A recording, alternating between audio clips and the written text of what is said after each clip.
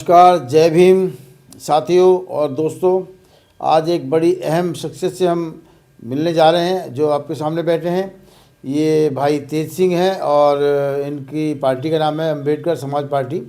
और मैं काफ़ी दिनों से चाह रहा था इनसे मिलने के लिए कि मैं कुछ समय निकाल इनका कुछ समय लेकर, इनका कीमती समय लेकर कुछ हम इनसे बात करें, क्योंकि देखने में आया है काफ़ी समय से मैं सर्च कर रहा हूँ, देख रहा हूँ कि हमारे जो तेज भाई हैं मसीह लोगों के बीच काफ़ी काम कर रहे हैं। और मैंने कहा क्यों ना मैं आज इनसे मिलूँ, इनसे बात करूँ कि आखिर मसीह लोगों के लिए इनके दिल में क्या दर्द है। क्योंकि इस देश में मसीह समाज एक ऐसा समाज है कि उसने कभी किसी से कोई डिमांड नहीं करी, किसी से कुछ मांगा नहीं। और जो देश की बड़ी पार्टियां हैं, मैं किसी का नाम नहीं लेना चाहूँगा, उन्होंने कभी मसीह समाज के लिए कोई ऐसा कार्य नहीं किया जिससे उनको कुछ बेनिफिट मिले। और जैसे कि आप देख रहे हैं पिछले 10 साल के अंदर देश के अंदर मसीह लोगों की इतनी बुरी हालत है कि जगह जगह उनके पास्टरों को मारा जा रहा है, उनके चर्च को तोड़ा जा रहा है। तो ये दर्द अगर कहीं इनके दिल में है और अपने ये मसीह समाज के लोगों से लगातार मैं देख रहा हूँ मिल रहे हैं और उनके संग अपने आप को जोड़ रहे हैं, अपनी पार्टी को जोड़ रहे हैं। तो मैंने सोचा क्यों ना मैं आज तेज भाई से मिल के इनके दिल का दर्द का हाल पूछूं। तो आपका बहुत बहुत स्वागत है हमारे इस चैनल पर। और जैसे कि मैंने भी आपका तारुफ कराया है अपने लोगों को, तो आप काम तो बहुत सालों से करें, पिछले 35-40 साल से। जी। मैं आपसे सिर्फ ये पूछना चाहता हूँ कि बहुत सारी पार्टियां मैंने देखी है देश के अंदर, चाहे वो कांग्रेस हो, चाहे भाजपा हो, चाहे वो जनता दल यूनाइटेड हो, चाहे कोई बहुत सारी पार्टियां हैं। तो मैंने कभी नहीं देखा कि कोई किसी पार्टी ने जो है मसीह लोगों के लिए कुछ कार्य किया हो या उनकी आवाज़ उठाई हो। और सुनने में आया है कि जिस वक्त पोप जॉन पॉल जब दिल्ली इंडिया आए थे तो उनका जो है हिंदू संगठनों ने बहुत मुखालफत की थी, उनको बहुत जो है कहा गया था कि वो यहाँ ना आए। मगर हमने पेपर में भी पढ़ा था और आपके कुछ स्टेटमेंट भी उस समय मैंने पढ़े थे कि भाई आपने जो है पूरा समर्थन दिया था पोप जॉन पॉल के लिए कि वो दिल्ली आए और मैं आपकी जो है प्रोटेक्शन के लिए, और मेरा जो पूरा समाज है और मेरी जो पार्टी है वो इसके लिए काम करेगी। तो ये सुनकर मुझे बहुत अच्छा लगा था, पर उस समय आपसे मुलाकात नहीं हो पाई, हम भी कुछ व्यस्त थे, आप भी व्यस्त थे। तो मैं आपसे पूछना चाहता हूँ तेज भाई कि आज ये हालात, इतने ख़राब हालात जो देश में हैं, इसके मद्देनज़र आपका एक ऐसा नज़र ऐसे कौम की तरफ गई है, ऐसे लोगों की तरफ गई है जिनका आज कोई भी जो है समर्थन में, ना तो कोई समर्थन में है, ना उनकी कोई आवाज़ उठाता है, कोई वाली वारिस नहीं। हाँ, कोई वाली वारिस नहीं। तो आप उनके बारे में क्या सोचते हैं, थोड़ा सा जरा मुझे बताइए इस बारे में। जी फिलिप साहब, मैं सबसे पहले मैं बताना चाहूँगा कि जो मेरी या मेरे लोगों की समस्या है जी, क्योंकि इस देश में जाति एक अहम चीज़ है। जाति को हम अगर रिलीजन कॉन्टेक्स्ट में कहें तो that is universal truth. Yes. और जाति के आधार पर मेरे लोगों का मतलब उनका अपमान होता है जी। जाति के आधार पर उनका मॉब लिंचिंग होती है, जाति के आधार पर उनके ऊपर अत्याचार होते हैं जी। और जाति के आधार पर नफरत होती है जी। और ये इसलिए होती है कि हमें वैसे तो हिंदू का हिस्सा माना जाता है और लेकिन और हिंदू हमें अपने मतलब के लिए तो हमें हिंदू कहता है जी। बाकी कोई हमसे कोई वास्ता नहीं रखता और हमें परेशान करता है। तो बाबा साहब डॉक्टर अम्बेडकर ने लिखा है कि उन्होंने लिखा है किताब में कि उन्होंने लिखा है कि हिंदू हमें हिंदू नहीं मानता, हमसे नफरत करता है, हमसे जुल्म करता है। मुसलमान और ईसाई हमें हिंदू समझकर हमसे दूरी बना के रखते हैं। तो ऐसी स्थिति में हम कहाँ जाएं? 1935 में बाबा साहब ने कहा था कि मैं हिंदू पैदा हुआ, ये मेरे बस की बात नहीं थी, लेकिन मैं हिंदू रह के मरूंगा नहीं। जी। 1976 में 36 में 35 में उन्होंने ये प्रतिज्ञा की, मैं हिंदू पैदा हुआ, लेकिन हिंदू रह के मरूंगा नहीं। 36 में उन्होंने अपने समाज की महार कॉन्फ्रेंस बुलाई मुंबई दादर में, और उसका जो रेजोल्यूशन था तो साफ था कि आज से हमारे लोगों को हिंदू देवी देवताओं की पूजा नहीं करनी चाहिए, हिंदू तीज त्योहारों को मनाना बंद करना चाहिए और हिंदू धर्म स्थलों पर जाना बंद कर देना चाहिए। तो बाबा साहब का क्लियर संदेश था। और उस समय जब बाबा साहब से पूछा तो बताओ जी, हमारे लोगों ने पूछा, दलितों ने, अछूतों ने रादर, तो बाबा साहब ने एक ही कहा कि भाई आप चाहे मुसलमान बनो, ईसाई बनो, कुछ भी बनो, लेकिन हिंदू मत रहो।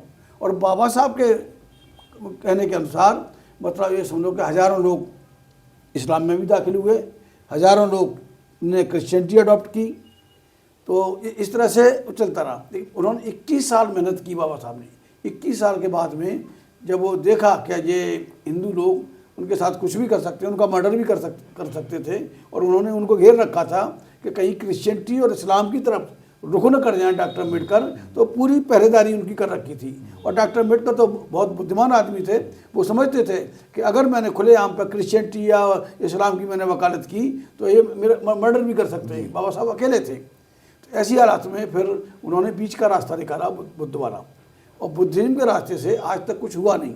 तो मैं आपको ये कहना चाहता हूँ कि जो जाति का जो धब्बा है, जाति का जो कलंक हमारे माथे पर लगा हुआ है, इन हिंदुओं ने हमारे ऊपर लगाया है और हज़ारों साल से हमारा उत्पीड़न किया है, हज़ारों, और आज भी इनकी नफरत बरकरार है। आज भी हमारी बहन बेटियों का बलात्कार करते हैं, यही लोग हैं, सवर्ण हिंदू लोग हैं। तो इनके मक्कड़ जाल से, इनका मक्कड़ जाल का नाम है हिंदुत्व, और इसके मक्कड़ जाल से मेरे लोग कैसे निकलें, चाहे क्रिश्चियनिटी में जाएँ चाहे इस्लाम में जाएँ, क्योंकि बुद्धिज्म फेल हो चुका है मेरे हिसाब से। Buddhism has miserably failed to deliver anything good for our people.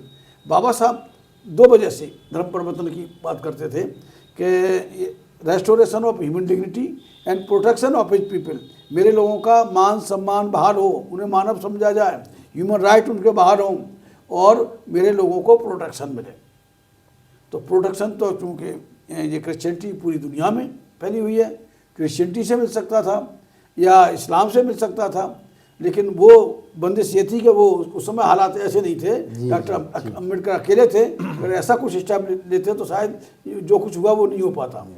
और जहाँ तक क्रिश्चियनिटी का सवाल है, ईसाइयत का सवाल है, तो हमारे आज लाखों लोग क्रिश्चियनिटी में गए, लेकिन मैं समझता हूँ कि वहाँ भी वो लोग अलग थलग पड़े हुए हैं।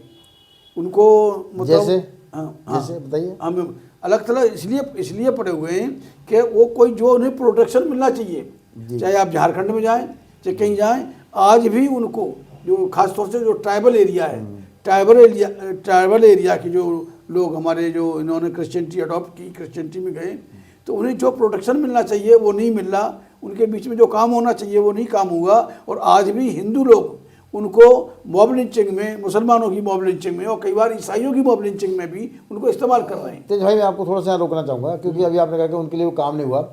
आपकी बात से मैं सहमत भी हूँ, क्योंकि जिस समय यहाँ अंग्रेज़ था तो अंग्रेज़ उन जंगलों में गया, उन आदिवासी भाइयों के बीच में गया, उनको उन्होंने अच्छी शिक्षा दी, उनको अच्छा खान पान, उनको अच्छी एक ज़िंदगी देने की कोशिश की।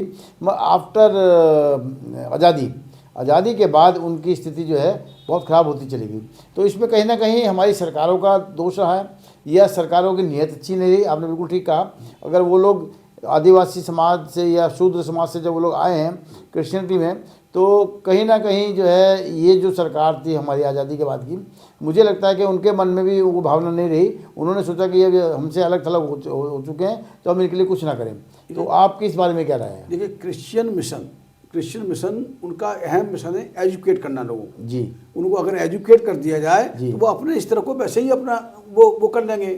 तो जैसे क्रिश्चियन मिशनरी इनके बीच में काम करने गए, तो आप समझते हो कि इसमें इंडिया में पहली मॉब लिंचिंग मतलब स्टैन की हुई, स्टैन को जला के मार डाला उड़ीसा के अंदर है।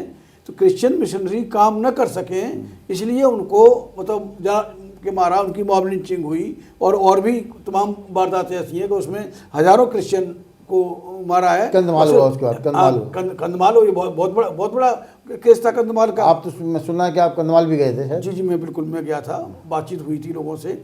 तो वहाँ जो प्रोटेक्शन मिलना चाहिए हमें क्रिश्चियन वर्ल्ड फ्रेटर्निटी से वो नहीं मिल पाया। कोई खुल के नहीं बोला, जैसे इस्लाम में खुल के बोल देते हैं। अगर इस्लाम और मुसलमान की कोई बात आती है तो अरब कंट्री बोलते हैं, ऐसा पूरे वर्ल्ड में कोई नहीं बोला। जबकि अमेरिका, इंग्लैंड, कनाडा जैसे ताकतवर देश हैं, वो प्रोटेक्शन दे सकते थे। और जो जिस तरह से कि जो मॉब लिंचिंग करते हैं या ईसाई मिशनरियों को रोकते हैं, यहाँ देखिए ननों का बलात्कार, नन तो आजीवन कुंवारी रहती है। नन तो वो इसलिए है कि वो मतलब इस तरह से मतलब सेक्सुअल अफेयर से तो उनका कोई वास्ता होता नहीं है। उनका भी बलात्कार करके उनको दूषित करने का काम ये हिंदुओं ने किया है। तो लेकिन उसके मैं समझता हूँ एक अच्छा रास्ता है क्रिश्चियन ठीक, मैं नहीं मतलब I am not against it, अच्छा रास्ता है, लेकिन जिस तरह से काम होना चाहिए, या तो वो यहाँ की सरकार से डरे हुए हैं या यहाँ के हिंदुओं से डरे हुए हैं, और जो जिस तरह से क्रिश्चियन मिशन के लोग अंदर जा रहे हैं, एजुकेट कर रहे हैं, जैसे केरला में तो केरला तो हाईली एजुकेटेड हो गया, 99%। और that was due to Christian missionary. Christian missionary ने वहाँ शुरुआत से ही काम किया, वहाँ कोई ज़्यादा रोक टोक नहीं थी।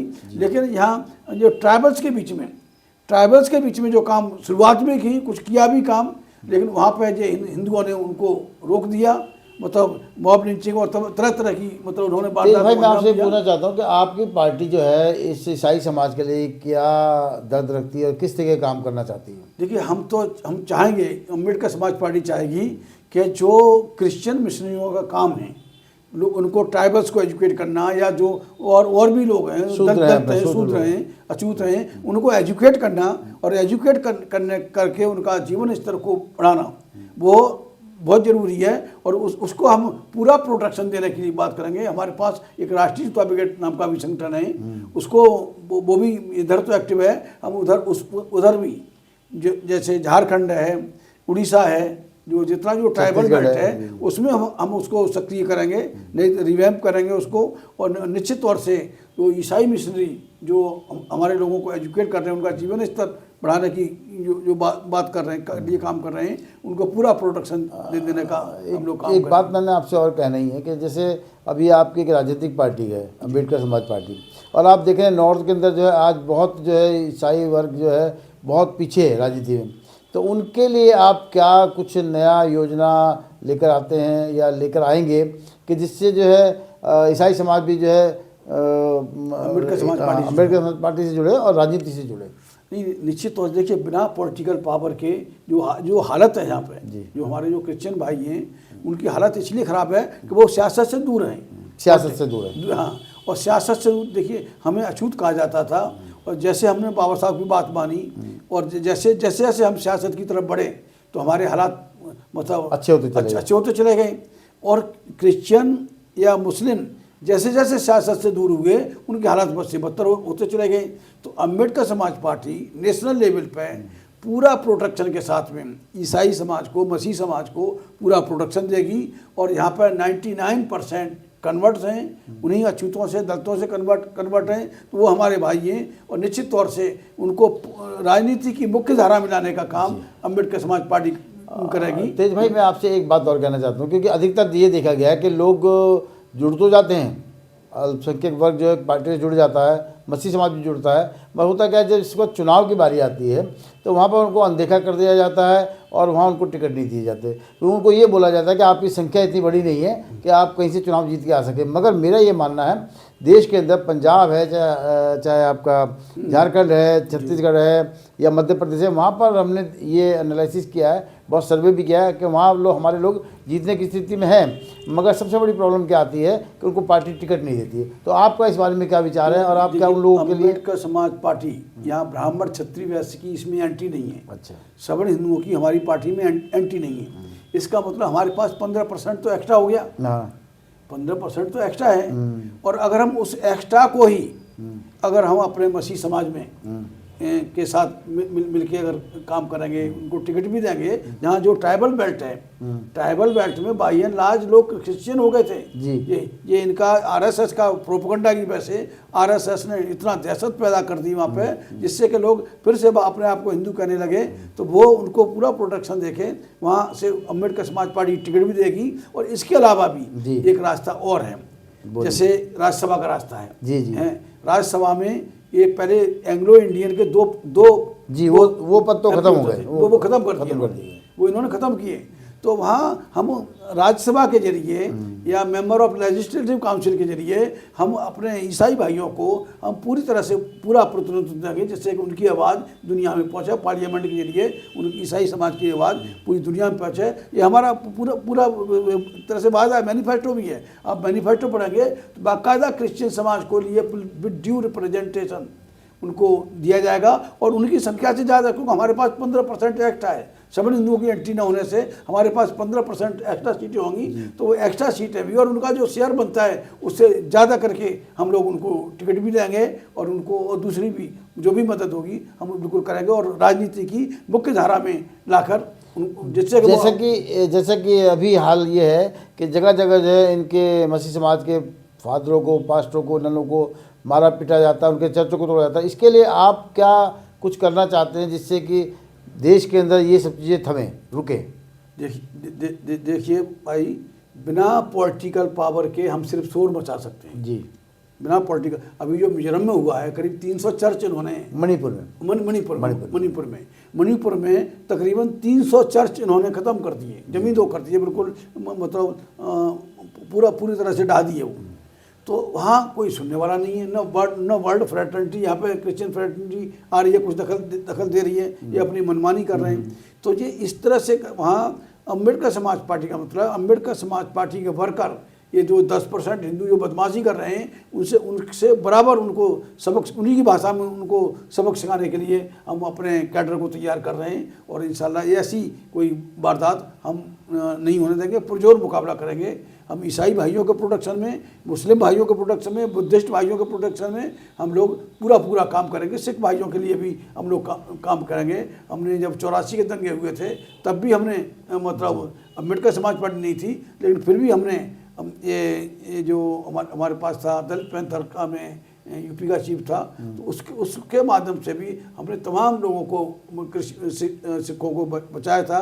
जब ये हिंदू मारामारी कर रहे थे उनकी पूरी तरह से हमने कोशिश की थी। और बिल्कुल ईसाई समाज को मुख्य धारा में लाने के लिए अम्बेडकर समाज पार्टी अगर जहाँ तक संभव होगा, और संभव क्या संभावना बनाई जाएगी, और जिससे कि ज़्यादा से ज़्यादा लोगों को इसमें अम्बेडकर समाज पार्टी के फोल्ड में लाया जाए।